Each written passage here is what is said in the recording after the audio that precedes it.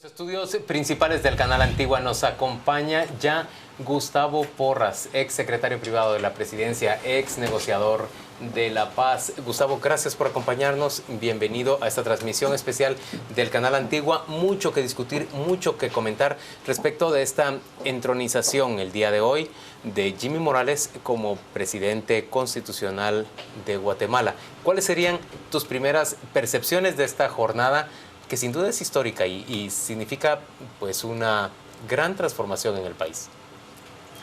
Pues más que percepción, lo primero es que ojalá le vaya bien, porque esa es una expectativa. Pues sí, debemos asumir las situaciones como es, con sus características, con la debilidad que él tiene en el Congreso, con que lo agarró por sorpresa la presidencia. Bueno, pero eso tocó. Y ahora pues golpe dado no hay quite, no es porque él sea un golpe, pero desearle que las cosas caminen bien, y hasta estas alturas pues yo veo poca sustancia en todo lo que se ha comentado. Aquí le estaba diciendo a Claudia, efectivamente a mí me llamó mucho la atención también ese discurso tan políticamente correcto de Mario Taracena. ¿Por qué políticamente correcto? ¿Qué fue lo que no dijo? ¿Cuál fue el silencio que lo marca con esa corrección política? ¿O cuáles fueron las palabras que se tragó, que no dijo y que estaba llamado a pronunciar?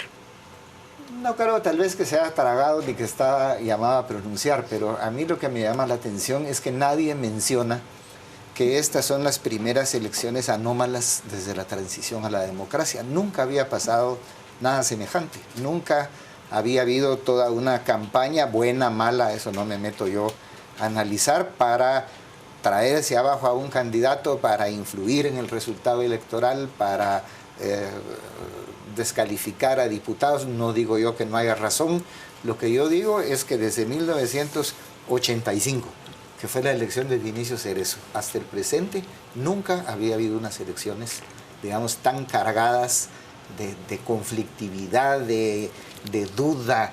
Guatemala está, o por lo menos la capital, llena de rumores. Y el escenario para que se pronunciaran o para que se hiciera alusión a este, sin duda, singular proceso político que vivimos desde abril del año pasado hasta la fecha, ¿era el Congreso de la República o podemos esperar que sea el presidente entrante quien lo mencione y quien lo discuta en su discurso de toma de posesión?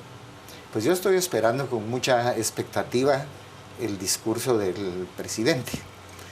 Y no creo yo tampoco que él vaya a hacer referencia a esto. Yo pienso que hoy va a ser un día como que aquí nada pasó. Mañana vamos a ver qué es lo que comienza a pasar. Esa fue precisamente una de las preguntas que le planteamos al expresidente Alfonso Portillo, y decía él, no le ha caído el 20 a Jimmy Morales de que mañana despierta ante la cruda realidad. ¿Cuáles son esas urgencias que él va a tener que atender desde mañana mismo, en sus primeras 4 horas de dedicarse a la presidencia? Bueno, pues yo creo que lo primero, aunque no depende de él, ¿verdad?, es, digamos, cómo se va a enfrentar esta situación crítica de las finanzas públicas, haciendo la observación de que, digamos, lo que estamos viviendo muestra claramente un rasgo de Guatemala muy peculiar, y es cómo la economía parece marchar absolutamente al margen del Estado, de manera que mientras se sostiene por el Banco de Guatemala, y yo creo que así va a ser, que el crecimiento del PIB va a estar arriba del 4%, lo cual es más que el promedio mundial, más que el promedio latinoamericano, más que el promedio centroamericano. Las finanzas públicas están en una bancarrota tremenda, ¿verdad? Y habrá que tomar medidas, porque todo eso que se estuvo hablando antes, de que ahora sí que iba a estar crítica la cosa porque había caído la moral tributaria, a mí realmente me dio risa. ¿Cuál moral tributaria? ¿Cuándo ha existido tal cosa en Guatemala? Sí. Gustavo, y en ninguna parte. Hay otro punto relevante, y tiene que ver con unas expectativas probablemente exageradas de parte de la población que acudió en ese proceso tan singular a votar por Jimmy Morales, muy probablemente en rechazo a figuras como Manuel Valdizón, que representaba el viejo sistema político, y luego Sandra Torres, que representaba otro tanto de lo mismo. en términos concretos, hay unas expectativas demasiado amplias. ¿Puede el presidente Morales moderarlas? Yo creo que las expectativas son fundamentalmente en que se comporte de manera correcta, en que el tema de la corrupción vaya para atrás y cuestiones de ese tipo. Yo dudo que la mayoría de guatemaltecos piense que estamos en las condiciones de dar pasos muy significativos, salvo en el ordenamiento institucional.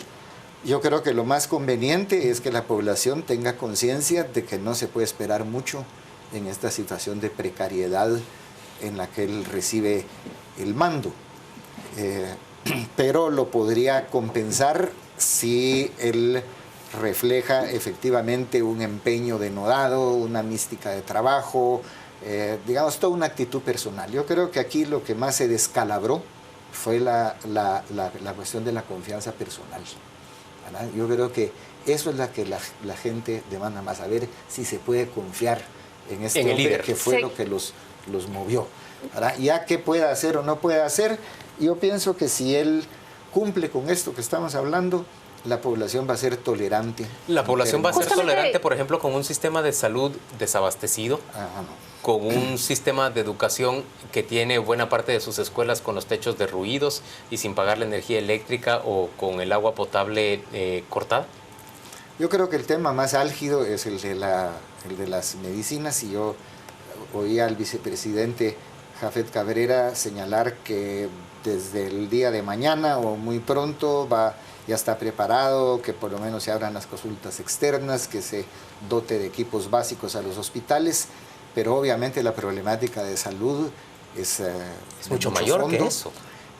Y yo pienso también que por el momento no hay todavía ninguna reacción popular ni en un sentido ni el otro, salvo marginal, ¿verdad? Entonces hay como un compás de espera que yo creo que está bien. Yo pienso que no correspondía recibir al presidente ya de una vez prefigurando que va a pasar esto y el otro y que no va a poder gobernar y que aquí que allá. Yo pienso que hay situaciones en las que se puede hacer de la debilidad una fortaleza, y yo creo que él tiene esa posibilidad. Esa marcha silenciosa, por ejemplo, que aguarda ahí en las afueras del Teatro Nacional, de médicos que llegaron desde el Hospital San Juan de Dios o desde el Hospital Roosevelt, no para reclamar ni demandar, simplemente para recordar que hay urgencias que atender. Preguntábamos al expresidente Alfonso Portillo qué capacidad de respuesta puede tener Jimmy Morales, qué margen de acción y qué oportunidades cogobernando con la UNE desde el Congreso de la República. Pues mire, si uno se atiene al discurso de Mario Taracena, que como usted bien comentó, él que no está muy dado a contener sus palabras, que creo que fue la expresión que usted utilizó. Sí, exactamente. A mí me pareció que era el jefe de protocolo el que estaba hablando y no el presidente del Congreso. Sobre todo no uno tan locuaz como él. No, alguien tan locuaz con él. Y yo creo que hay algo que hay que señalar y que no tiene por qué necesariamente llegar uno a decir si está bien, si está mal y tal, pero todos sabemos que aquí hay un poder externo muy poderoso que está detrás del asunto y que los parámetros en los que se ha desarrollado la política guatemalteca, por lo menos de la transición a la democracia para acá, se van a modificar. Gustavo, ¿tiene un significado especial que el vicepresidente Biden se encuentre hoy en Guatemala? Yo creo que sí, aunque no es vino el presidente Bush cuando la toma de posesión de Vinicio Cerezo, que era un evento. Y vino el vicepresidente Dan Quayle también. Y vino el presidente Dan Quayle, tú lo recordaste. Yo creo que ¿cómo te dijera? Era de esperar una presencia de esa naturaleza, dado el protagonismo que Estados Unidos ha tenido en toda esta fase final. Yo escuché, por ejemplo, al señor Thomas Bushnell explicar muy claramente por qué la importancia del Triángulo Norte, por qué la necesidad de que fuera una especie de muro de contención a la influencia china en Centroamérica, señalar que cuando Thomas Shannon ofrecía esta explicación. Sí. Señalar que un poco la importancia del Triángulo Norte. La importancia del Triángulo Norte, que el presidente Obama incluso lo incluyó. Sí, lo dijo muy fuera de tribuna, pero yo lo escuché muy bien. No voy a decir en qué evento en particular en el que él asistió. No es ninguna sorpresa, es evidente que a Estados Unidos le preocupa tremendamente. ¿Qué le preocupa? Hablamos de Estados Unidos como... La influencia, perdón, de China en Nicaragua y la posibilidad de que China continental pueda ejercer un ascendiente sobre esta región tan cercana a las fronteras estadounidenses.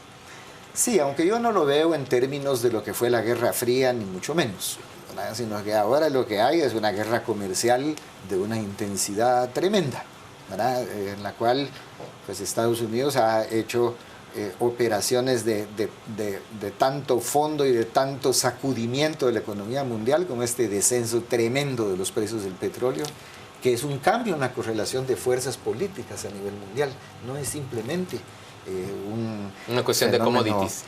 Sí, no es una cuestión de commodities, sino que, digamos, sus opositores en el Medio Oriente y tal y cual, Maduro en Venezuela, en fin, todos los que han contado con la fortaleza del petróleo, pues se esfumó la fortaleza del petróleo.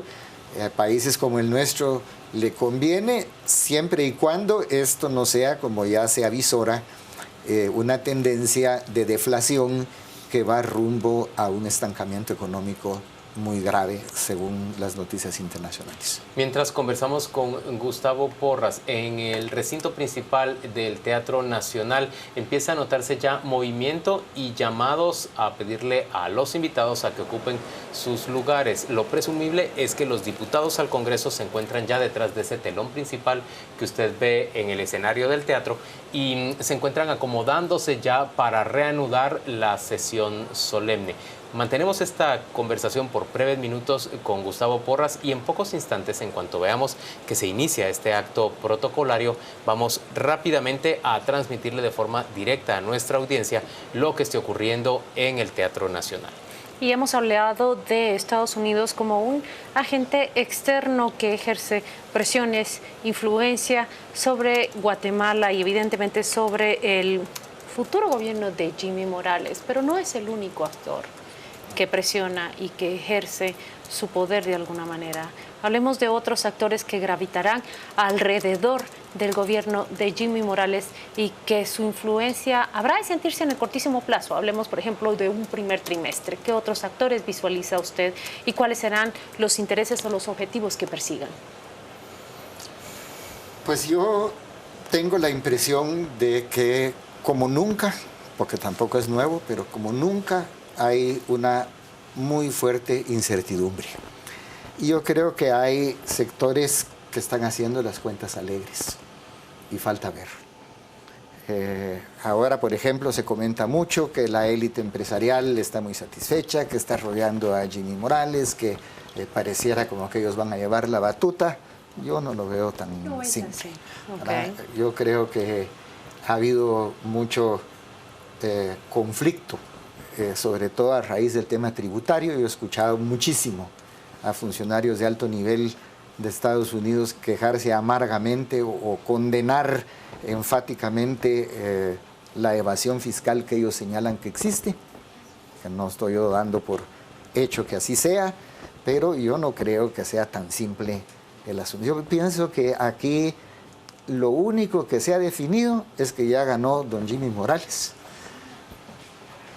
Yo no diría ya se definió también la composición del Congreso de la República. ¿Quién sabe qué va a pasar? ¿Quién sabe cuántos de esos diputados? Tu idea entonces es que Jimmy Morales puede terminar resultando más independiente respecto del poder económico tradicional en Guatemala de lo que en este momento se percibe.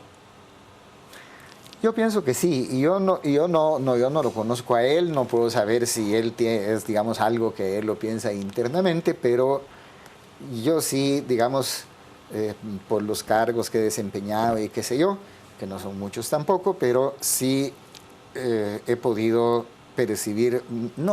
constatar en conversaciones con altos funcionarios estadounidenses su queja permanente sobre lo que ellos consideran que es una evasión fiscal del sector alto, digamos. Claudia y yo escuchamos del presidente electo un comentario respecto de que El sistema financiero guatemalteco se beneficia enormemente de esa reforma a la Constitución que le prohíbe al Banco de Guatemala prestarle al Estado guatemalteco. Y por lo tanto, el Estado suele salir a colocar bonos a unas tasas que terminan siendo sumamente beneficiosas para la banca nacional y que terminan de alguna manera neutralizando buena parte de los fondos que podrían utilizarse para inyectarle dinamismo a la economía por medio de ese tipo de operaciones con una ganancia segura para la banca nacional. Ese parece un comentario que marca un cierto distanciamiento del presidente electo con respecto al establishment económico guatemalteco. Sí, yo no pienso que él sea alguien del establishment económico guatemalteco. Como él lo ha dicho, yo creo con bastante sinceridad y para todos es obvio, pues su triunfo lo tomó por sorpresa. Que no quiere decir que no se haya preparado, como él ha dicho, académicamente, en fin. Pero de verdad yo creo que muchos hacen las cuentas alegres o piensan que va a ir por allá o por acá y no se dan cuenta que sin menoscabo del presidente electo, que dentro de poco será ya el presidente de la República de Guatemala y tal, pero este es un país, digámoslo con una palabra suave, bajo tutela. Esto ya no es como antes, que uno estaba en el contexto geoestratégico de la influencia de la gran potencia, etcétera, etcétera, que es una cosa que se desprende de la realidad objetiva, sino que ahora sí ya es una injerencia directa en las decisiones políticas que se toman en el país. ¿Bajo tutela exclusiva de Washington? Sí. Sí, de Washington, no de una comunidad internacional en general. ¿Europa entra en concierto con esa decisión de Washington? Pero ahí sí que, como dijo el presidente Obama, las decisiones grandes se toman en los Estados Unidos. Y eso, eso le molestó mucho a Putin, pero es cierto, ¿verdad? Entonces, efectivamente, pues hay acuerpamiento y tal de otros países desarrollados, pero, y no lo digo con reproche, no es el antiimperialismo de antes o cosa por el estilo, pero es la gran potencia, es un imperio y de su naturaleza derivan determinados métodos, determinadas perentoriedades estratégicas que no podemos obviar. Ahora, aquí yo recuerdo muy bien, cuando estaba yo en el medio de la negociación de paz, me invitaron a Berkeley a hacer una exposición y ahí me encontré a Susan Jonas Bodenheimer, que recientemente la concedió honores con mucha razón la Universidad de San Carlos, y ella me preguntó sobre cómo veía yo ya encaminado el proceso de paz. Y yo me imagino que di una respuesta moderadamente optimista, porque tampoco era que yo pensara que todo era miel sobre hojuelas. Y la respuesta de Susan nunca se me ha quitado de aquí. Y Susan me dijo, mira, Gustavo, todo esto lo hemos discutido mucho en Estados Unidos. Y hemos llegado a la conclusión que Guatemala no se puede cambiar desde dentro, la vamos a cambiar desde fuera. A mí nunca se me olvidó. Y fui viendo cómo paulatinamente, ¿verdad?, se iba a producir hasta llegar a un punto. ¿Tu reacción no fue irritada en ese momento hacia Susan? No, porque uno con el tiempo aprende a ver, digamos, con objetividad ciertas cosas que no es que no le provoquen a uno sentimientos, pero hay que hacer el esfuerzo por distanciarse de ellos. Dejarlo a un lado. Yo digo, efectivamente, la crisis del Estado de Guatemala prosiguió su marcha, no fuimos capaces de entrarle a fondo a una serie de temas.